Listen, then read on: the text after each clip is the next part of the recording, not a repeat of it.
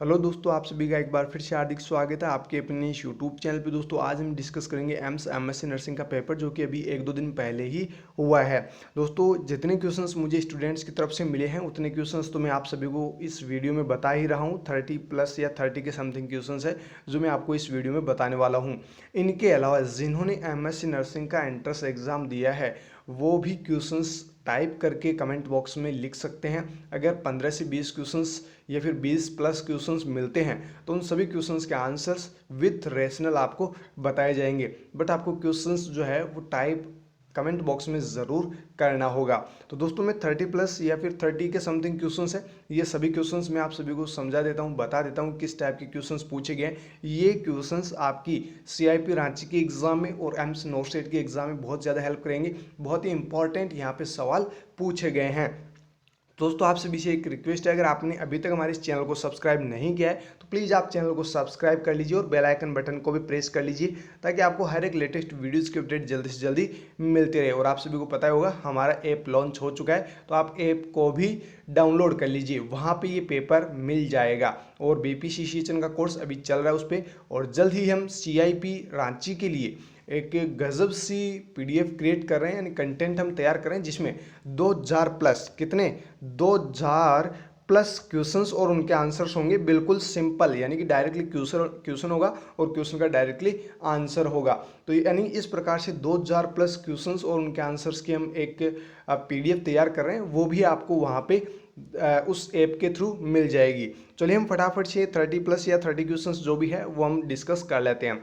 देखिए पहला क्वेश्चन जो पूछा गया था, management of tumour lysis syndrome. सवाल पूछा गया था कि जो ट्यूमर लाइसिस सिंड्रोम होता है उसका मैनेजमेंट एज नर्स आप क्या करेंगे, या फिर ट्यूमर लाइसिस सिंड्रोम को ठीक करने के लिए कौन सा ट्रीटमेंट आप करेंगे। दोस्तों यहाँ पे आपको करेक्ट आंसर करना था ऑप्शन सेकंड, IV हाइड्रेशंस। आपको इसी प्रकार से ऑप्शंस मिले होंगे, calcium gluconate, blood transfusion, none of the above and IV hydration. तो यहाँ पे आपको करेक्ट आंसर करना था IV हाइड्रेशन, यानी ट्यूमर लाइसिस सिंड्रोम जिस पर्सन को होता है उसके मैनेजमेंट के लिए IV हाइड्रेशन देना आवश्यक होता है। अगला सवाल देखिए, which element is responsible for Paget's disease. यहाँ पे सवाल पूछा गया था कौन सा वो एलिमेंट है जो रेस्पॉन्सिबल होता है पैगेट्स डिजीज के लिए। तो दोस्तों ऑप्शंस में आपको दिया गया है हाइपोकैल्सीमिया, हाइपोनेट्रीमिया, हाइपरकैल्सीमिया एंड हाइपरनेट्रीमिया। यहाँ पे आपको करेक्ट आंसर करना था ऑप्शन C, हाइपरकैल्सीमिया। अगर ब्लड की बात कर रही है और पैगेट्स डिजीज के बारे में पूछा गया तो आपको यहाँ पे हाइपरकैल्सीमिया जो है वो करेक्ट आंसर करना था। अगला क्वेश्चन देखिए, breast cancer marker. Breast cancer marker को लेकर सवाल आपको पूछा गया था कि कौन सा ब्रेस्ट कैंसर का मार्कर है। तो यहाँ पर ऑप्शंस आपको दिए गए हैं CA19-9, CA15-3, PSA-D है, CA125। तो देखिए दोस्तों यहाँ पे जो आपको करेक्ट आंसर करना था वो करना था आपको ऑप्शन सेकंड, CA15-3। CA15-3 यह है ब्रेस्ट कैंसर का मार्कर। ब्रेस्ट कैंसर का मार्कर जिन्होंने CA125 किया है उनका आंसर गलत है। यह है ओवेरियन कैंसर का मार्कर। किसका है ध्यान रखना, ओवेरियन कैंसर। ओवेरियन कैंसर का जब भी मार्कर पूछे तो आपको करेक्ट आंसर करना है CA125। अगर आपको पूछे पैनक्रियाटिक कैंसर का जो मार्कर है वो क्या होता है तो फिर आपको आंसर में करना होगा CA19-9। ये है पैनक्रियाटिक, ये पैनक्रियाटिक कैंसर का। अब एक और यहाँ पे ऑप्शन है वो है PSA। PSA की फुल फॉर्म होती है प्रोस्टेट स्पेसिफिक एंटीजन। अगर आपको फुल फॉर्म पता है तो आप क्वेश्चंस को इजीली सॉल्व कर पाओगे। PSA मतलब प्रोस्टेट की बात हो रही है, प्रोस्टेटिक ग्लैंड की बात हो रही है। तो यहाँ पे प्रोस्टेट का कैंसर अगर होता है, यानी अगर प्रोस्टेट का कैंसर अगर किसी पर्सन को होता है तो उसमें PSA जो होता है ये कैंसर मार्कर होता है। ओके, तो यहाँ पे अलग अलग मैंने बता दिया अलग अलग चारों के कि कौन कौन से किसके हैं। ये पैनक्रियाटिक हो गया, ये प्रोस्टेट का हो गया, ये ओवेरियन का होगा और ये ब्रेस्ट का, जो आपको पूछा गया ब्रेस्ट का पूछा गया। अगला सवाल देखिए, best option for substance abuse patient, यानी कोई पेशेंट बहुत ज़्यादा सब्सटेंस एब्यूज़ कर रहा है, उस पेशेंट के लिए कौन सा ट्रीटमेंट या फिर कौन सा मैनेजमेंट बेस्ट ऑप्शन के तौर पे रहेगा। तो यहाँ पे कुछ इस प्रकार के आपको ऑप्शंस दिए गए थे, symposium, discussion, role play, all of the above या फिर नॉन ऑफ दी अबव, या फिर और कोई अलग से ऑप्शन दिया गया होगा। यहाँ पे जो आपको करेक्ट आंसर करना था वो करना था ऑप्शन सेकंड, रोल प्ले। यहाँ पर आपको करेक्ट आंसर करना ऑप्शन सेकंड, रोल प्ले। अगर पेशेंट एब्यूजिव है, बहुत ज़्यादा ड्रग्स ले रहा है या फिर अल्कोहल पी रहा है या फिर और कोई सब्सटेंस ले रहा है, तो उस पेशेंट के लिए जो आप एज ए मैनेजमेंट या फिर प्रिवेंशन जो करेंगे वो रोल प्ले आपको करना होगा, बताना होगा उसको, सारी चीज़ें दिखानी होगी, तभी वो समझ पाएगा। ऐसे नहीं होगा कि चलो कोई दारू पी रहा है उसको आप बोल रहे हो कि दारू छोड़ दो, नहीं छोड़ेगा वो, है ना। सारी चीज़ें उसको बताओगे और उसको डराओगे, तभी वो जो है उस सब्सटेंस एब्यूज़ जो कर रहा है उसको छोड़ने की वो कोशिश करेगा। वो छोड़ तो नहीं पाएगा, फिर भी वो कोशिश करेगा। ओके, अगला सवाल देखिए, earliest sign appear in superior vena cava syndrome. Superior vena cava syndrome का अर्लीस्ट साइन कौन सा होता है, कुछ इस प्रकार का सवाल आपको पूछा गया था। ऑप्शन में शायद आपको दिए गए थे, peri orbital edema, edema in extremities, aortic aneurysm, none of the above, या फिर और भी कोई जो भी ऑप्शंस है आप बता सकते हैं। अगर कंप्लीट क्वेश्चन आपको पता है तो आप कमेंट करके ज़रूर बता सकते हैं।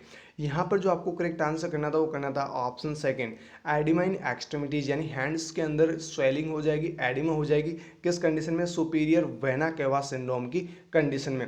पेरी ऑर्बिटल एडिमा जो है, पेरी ऑर्बिटल एडिमा आई प्रॉब्लम की वजह से होगा, या फिर नेफ्रोटिक सिंड्रोम, सुना होगा आपने नेफ्रोटिक सिंड्रोम, किडनी की डिजीज है। नेफ्रोटिक सिंड्रोम में पेरी ऑर्बिटल एडिमा जो है वो देखने को मिलता है।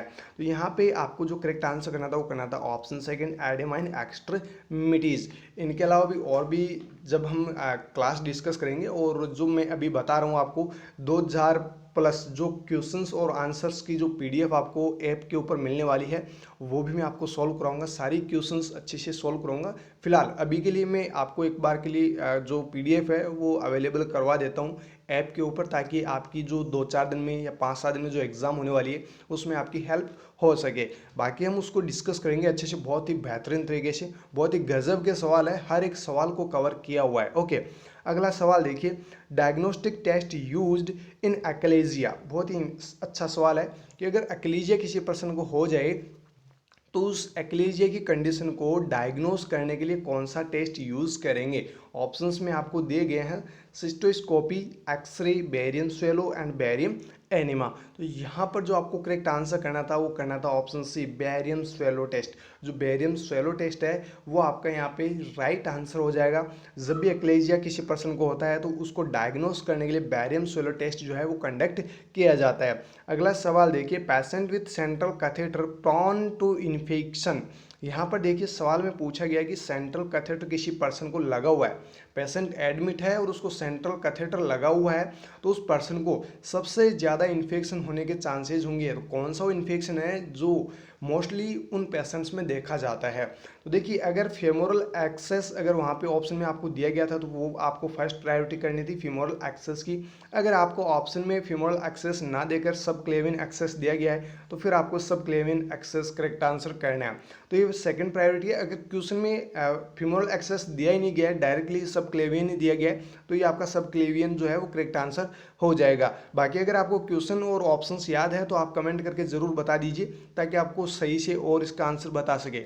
अगला सवाल देखिए, PaO2 for neonate with in 2 minute. एक नियोनेट है जिसको 2 मिनट हुए हैं अभी डिलीवर हुए, और उसका जो पार्शियल प्रेशर ऑफ ऑक्सीजन है वो कितना रहेगा, ये आपको पूछा गया। PaO2 लेवल जो है वो कितना आएगा उस बच्चे का। तो दोस्तों यहाँ पे जो आपको करेक्ट आंसर करना था वो करना था ऑप्शन सी, 60 to 70%। कितना, 60 to 70% ऑक्सीजन लेवल आएगा जब कोई बच्चा डिलीवर होता है। उसके 2 मिनट बाद जब आप उसका PaO2 लेवल चेक करते हैं तो 60 to 70% जो है वो आपका PaO2 लेवल शो होगा। अगला सवाल देखिए, pre term 2 month age appropriate O2 saturation is.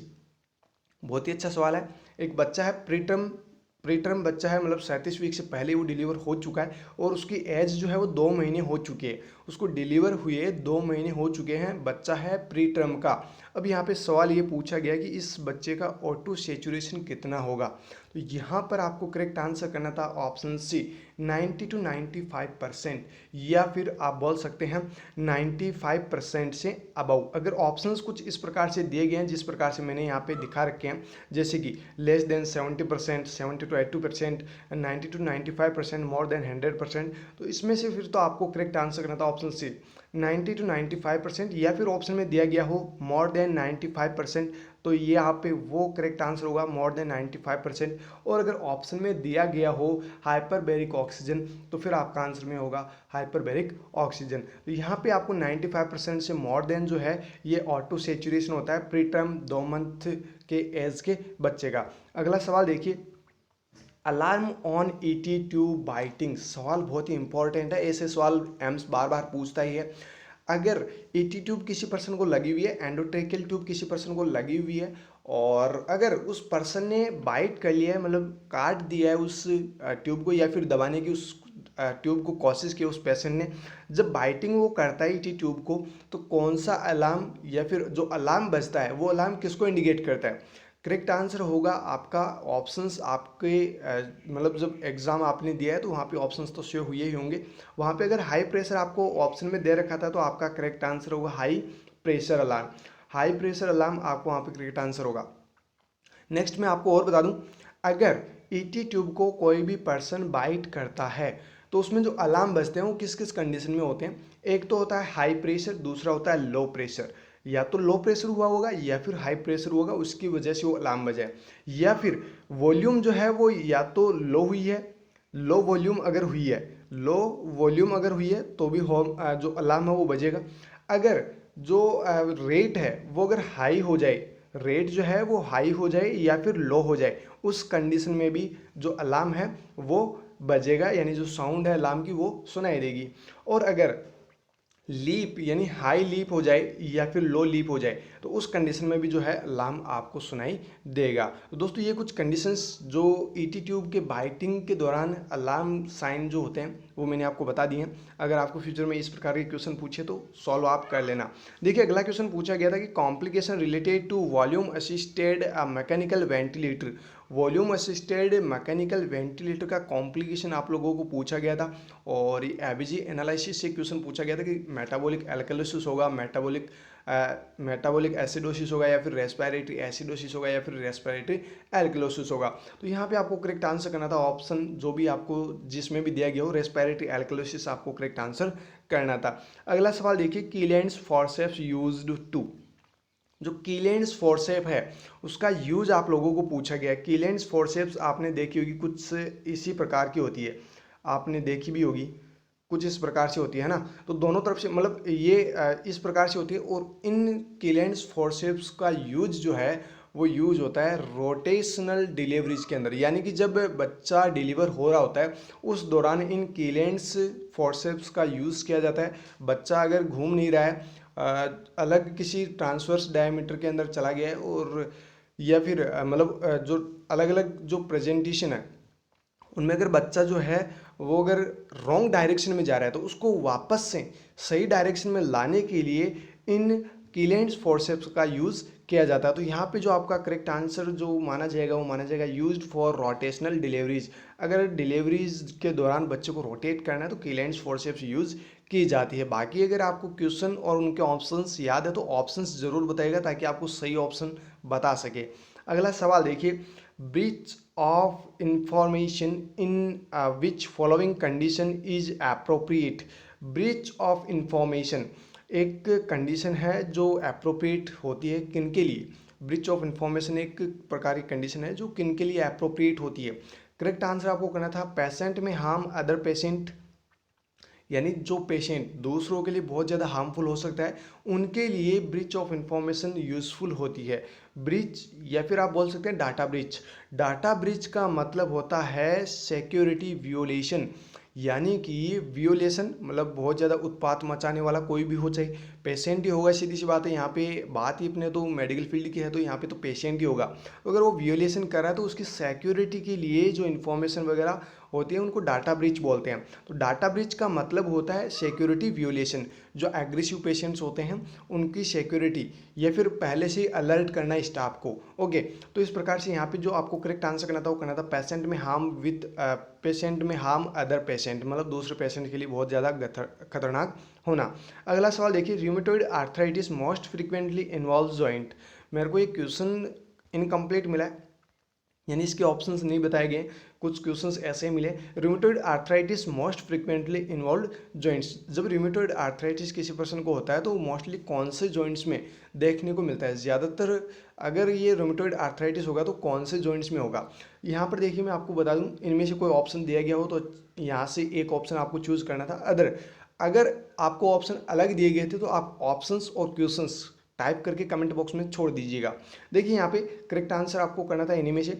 Rheumatoid arthritis commonly affect joint in the hands, wrist and knees. जो रिस्ट है, हैंड्स है और जो नीज है, उनके जॉइंट्स में मोस्टली रूमेटॉइड आर्थराइटिस देखने को मिलता है। अगला सवाल देखिए, theory which involve self care and not body and matter is. यहाँ पे आपको करेक्ट आंसर करना था न्यूट्रलिज्म। वो थ्योरी जो सेल्फ केयर को इन्वॉल्व करती है वो है neutralism, and not body and matter, other किसी बॉडी और मैटर को इन्वॉल्व नहीं करती है तो उसको बोलते हैं हम न्यूट्रलिज्म। अगला सवाल देखिए, best evaluation is for students. अगर आप स्टूडेंट्स का इवेल्युएशन कर रहे हैं तो उसके लिए बेस्ट इवेल्युएशन कौन सा होगा, इस प्रकार से सवाल पूछा गया था। यहाँ पे अगर आपको ऑप्शन में दिया गया था कंटिन्यूस इवेल्युएशन और अगर ऑप्शन में दिया गया था फॉर्मेटिव इवेल्युएशन, अगर इनमें से कोई एक भी ऑप्शन दिया गया हो तो इनमें से आपको एक ऑप्शन करना था, यानी या तो कंटिन्यूस होगा या फिर फॉर्मेटिव होगा। इनमें से आपको एक ही ऑप्शन वहाँ पे एग्जाम में मिला होगा, बाकी आप ऑप्शंस जरूर बता दीजिएगा क्वेश्चन लिख के। अगला क्वेश्चन देखिए, most common bacteria for osteoarthritis. Osteoarthritis के लिए कौन सा बैक्टीरिया रिस्पॉन्सिबल होता है? तो यहाँ पे आपको करेक्ट आंसर करना था स्टेफाइलोकोकस ऑरियस। स्ट्रेप्टोकोकस भी आपको ऑप्शन में मिला होगा, अगर अलग अलग और बैक्टीरियाज के भी ऑप्शन मिले होंगे, वहाँ पे आपको करेक्ट आंसर करना था स्टेफाइलोकोकस ऑरियस। अगला सवाल देखिए, मूविंग क्राइटेरिया विच इन्वेंटरी कंट्रोल। ये आपने मैनेजमेंट के अंदर पढ़ा होगा इन्वेंटरी कंट्रोल के बारे में। यहाँ पे आपको पूछा गया है क्राइटेरिया। अगर इन्वेंटरी कंट्रोल का क्राइटेरिया जब भी आपको पूछे तो आपको आंसर में करना है ऑप्शन सी FSN, यानी ऑप्शंस आपको अलग अलग दे रखे हैं VED, ABC, all of the above, FSN। यहाँ पे आपका करेक्ट आंसर होगा इन्वेंटरी कंट्रोल के लिए FSN। अगला सवाल देखिए, which enzyme is essential in disease of cystic fibrosis.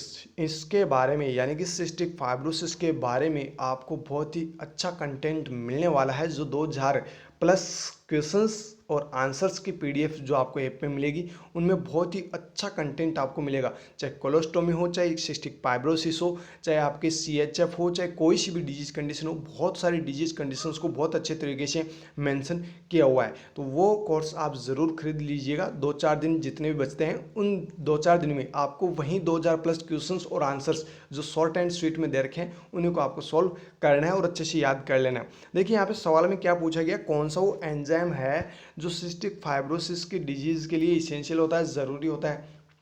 तो देखिए यहाँ पे आपको ऑप्शंस दिए गए हैं, trypsin, chymotrypsin, serum amylase, none of the above. तो यहाँ पे जो आपको करेक्ट आंसर करना था वो करना था ऑप्शन सी, सीरम एमाइलेज। यानी सिस्टिक फाइब्रोसिस जब होता है तो उस पर्सन में जो ऑर्गन अफेक्ट होता है वो कौन सा होता है? पैनक्रियाज। कौन सा होता है? पैनक्रियाज।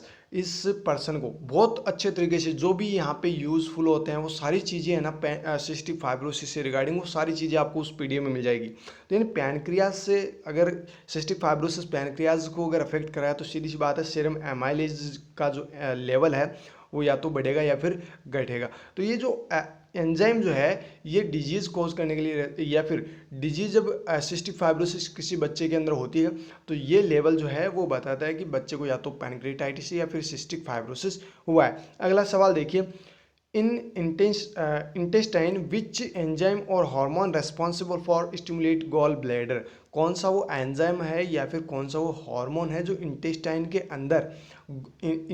अंदर सिक्रीट होता है और गॉल ब्लैडर को स्टिमुलेट करने का काम करता है? ऑप्शंस में आपको मिले होंगे इंसुलिन, ADH, ग्लूकागॉन, CCK।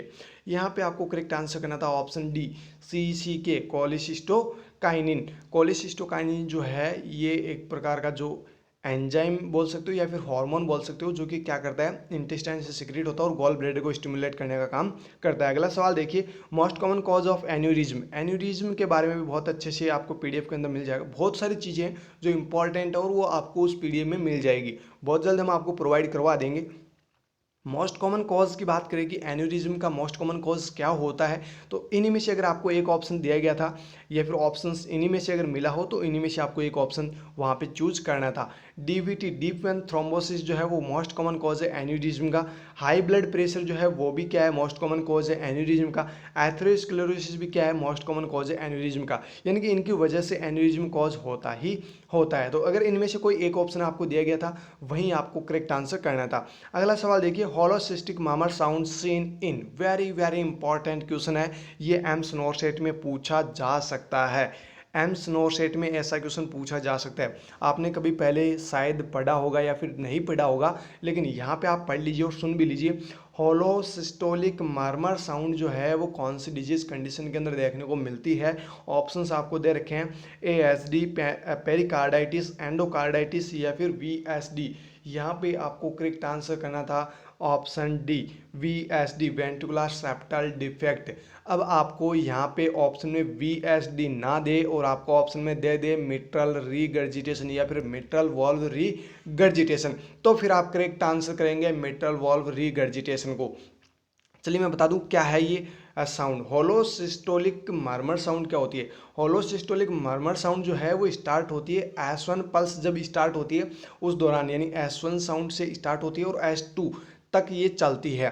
तो यहाँ पर ये जो साउंड जो अराइज हो रही है ये साउंड या तो VSD, वेंट्रिकुलर सेप्टल डिफेक्ट के अंदर देखने को मिलेगी या फिर मिट्रल वॉल्व या फिर ट्राइकस्पिड वॉल्व रिगर्जिटेशन होगा, उस दौरान ये साउंड देखने को मिलेगी। तो अगर आपको ऑप्शन में मिट्रल वॉल्व रिगर्जिटेशन और VSD दिया जाता है तो फिर थर्ड ऑप्शन आपको बोथ का भी दिया जाएगा कि भाई बोथ A और B, है ना। इस प्रकार से ऑप्शन भी आपको दिया जाएगा, नहीं तो आपको इनमें से एक ही ऑप्शन मिलने वाला है, चाहे मिट्रल वॉल्व रिगर्जिटेशन दे दे या फिर VSD दे दे। ओके, तो ये क्वेश्चन अच्छे से सॉल्व करवा दिया। आगे देखिए, in rifle, R stands for, rifle में R का मतलब आप लोगों को पूछा गया था कि राइफल में R का मतलब क्या होता है। तो देखिए राइफल की फुल फॉर्म होती है, R का मतलब होता है रिस्क, I का मतलब होता है इंजरी, F का मतलब होता है फेल्योर, L का मतलब होता है लॉस, E का मतलब होता है एंड स्टेज किडनी डिजीज। अब आपको यहाँ पे पूछा गया R का मतलब, तो R का मतलब क्या हो गया, रिस्क। यहाँ पे अगर आपको ऑप्शन में यही दिया गया था तो जो R है उसका रिस्क आपको करेक्ट आंसर करना था। बाकी अगर इन फ्यूचर आपको राइफल में आपको पूछ ले कि आई का मतलब क्या होता है तो आपको आंसर करना है इंजरी, एफ का मतलब पूछ ले तो फेल्योर, एल का मतलब पूछ ले तो लॉस, ई का मतलब पूछ ले तो एंड स्टेज किडनी डिजीज। ये फ्यूचर में ऐसा क्वेश्चन पूछा जा सकता है, इनमें से अदर वर्ड का मीनिंग आपको पूछा जा सकता है। अगला क्वेश्चन देखिए, neurotransmitter, which neurotransmitter responsible for sleep, mood and appetite. कौन सा वो न्यूरोट्रांसमीटर है जो स्लीप, मूड एंड एपेटाइट के लिए रेस्पॉन्सिबल होता है। ऑप्शंस आपको दे रखे हैं, GABA, dopamine, serotonin and all of the above. यहाँ पे आपको करेक्ट आंसर करना था ऑप्शन सी, सीरोटोनिन जो न्यूरोट्रांसमीटर है ये रेस्पॉन्सिबल होता है स्लीप, मूड एंड एपेटाइट के लिए।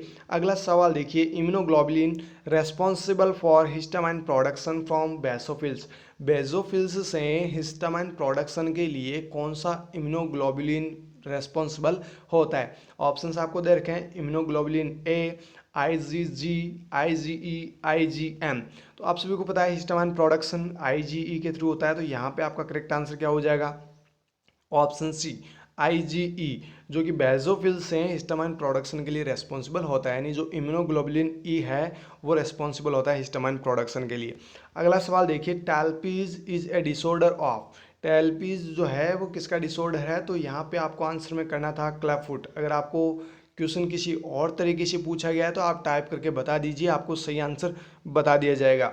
अगला सवाल देखिए, which mechanism is this an alcoholism patient blame his family environment, यानी कि उस मैकेनिज्म का नाम पूछा गया था, डिफेंस मैकेनिज्म से रिलेटेड ये क्वेश्चन है। उस मैकेनिज्म का नाम आपको पूछा गया था जिसमें आपको बताया गया कि एल्कोहलिक पेशेंट है, यानी कि जो पेशेंट है वो बहुत ज़्यादा दारू पीता है, या जो पर्सन है वो बहुत ज़्यादा दारू का कंजप्शन करता है और वो ब्लेम कर रहा है अपनी फैमिली के ऊपर, वो ब्लेम कर रहा है अपनी फैमिली के ऊपर। वो कह रहा है कि मैं तुम्हारी वजह से दारू पीना सीख गया, मैं तुम्हारी वजह से दारू को अडेप्ट कर लिया और ये अब छूट भी नहीं है। मतलब वो ब्लेम किस पे कर रहा है? फैमिली मेम्बर्स पे। मैं इसकी वजह से दारू पी रहा हूँ, ये हो गया, मेरा दिल टूट गया, इस वजह से मैं दारू पी रहा हूँ। बहुत सारे है ना ऐसे ऐसे वो रीजंस देता है पेशेंट या फिर पर्सन। तो ये जो मैकेनिज्म है वो कौन सी मैकेनिज्म है? तो यहाँ पे आपको आंसर में करना था प्रोजेक्शन। ऑप्शन में आपको दिया गया था प्रोजेक्शन और यहीं आपको करेक्ट आंसर करना था। अगला सवाल देखिए, कुस्मोल रेस्पिरेशन या फिर कुस्मोल रेस्पिरेशन जो है वो किस में देखने को मिलती है? कुस्मोल साइन जो है वो किस कंडीशन में देखने को मिलता है? देखिए कुस्मोल रेस्पिरेटरी जो है वो कंडीशन देखने को मिलती है एक तो डायबिटिक कीटो एसिडोसिस के अंदर। ये आप सभी ने पढ़ा होगा, डायबिटिक कीटो एसिडोसिस में कुस्मोल रेस्पिरेशन जो है वो देखने को मिलती है। अब यहाँ पे कुस्मोल रेस्पिरेशन ना देकर अगर आपको ऑप्शन में दिया गया था पेरिकार्डाइटिस, तो फिर आपका आंसर जाता है वहाँ पे पेरिकार्डाइटिस। कुस्मोल साइन जो है वो पेरिकार्डाइटिस में भी देखने को मिलता है। अगला सवाल देखिए, last phase of the bone healing, bone healing की लास्ट स्टेज कौन सी है? ऑप्शंस में आपको दे रखा है इन्फ्लामेशन, रीमॉडलिंग, मॉडलिंग, हीमोस्टेसिस। यहाँ पर आपको करेक्ट आंसर करना था ऑप्शन बी, रीमॉडलिंग। जो रीमॉडलिंग है वो बोन हीलिंग की लास्ट फेज होती है। अब मैं आपको अलग अलग फेज बता देता हूँ बोन हीलिंग की। जब भी फ्रैक्चर हो या फिर वुंड बने तो उसमें अलग अलग फेज होती है। देखिए सबसे पहले तो क्या होगा, हीमोस्टेसिस। जब भी फ्रैक्चर या फिर कोई मोच आएगी तो हीमोस्टेसिस होगा। उसके बाद क्या होगा, इन्फ्लामेशन। उसके बाद क्या होगा, इन्फ्लामेशन। इन्फ्लामेशन के बाद में होगा कैलस फॉर्मेशन। क्या होगा, कैलस फॉर्मेशन। कैलस फॉर्मेशन जैसे ही हो जाता है उसके बाद में क्या होगा, ग्रेन्युलेशन।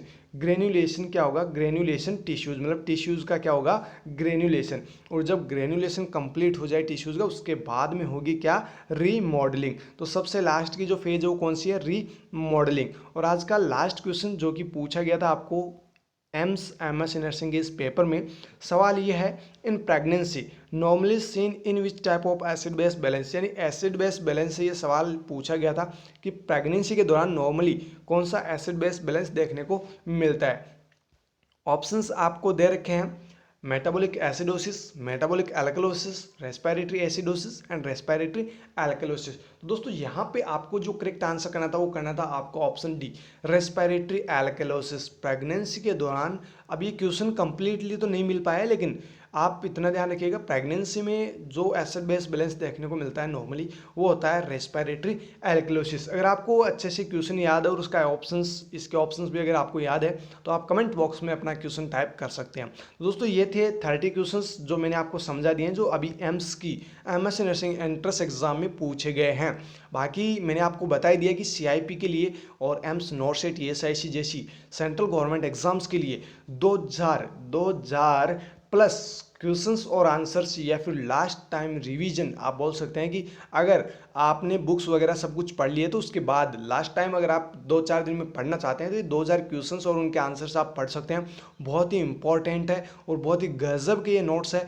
आपको ये हमारे ऐप के थ्रू मिल जाएंगे, तो आपको जल्दी से जल्दी ऐप डाउनलोड कर लेना है। 1 से 2 दिन के अंदर ये नोट्स हम आपको प्रोवाइड करवा देंगे हमारे ऐप के थ्रू। तो दोस्तों ये थे हमारे 30 प्लस क्वेश्चंस और ऐप के बारे में मैंने आपको बता ही दिया है। जो 2000 प्लस क्वेश्चंस आ रहे हैं उनके बारे में भी मैंने आपको बता दिया है।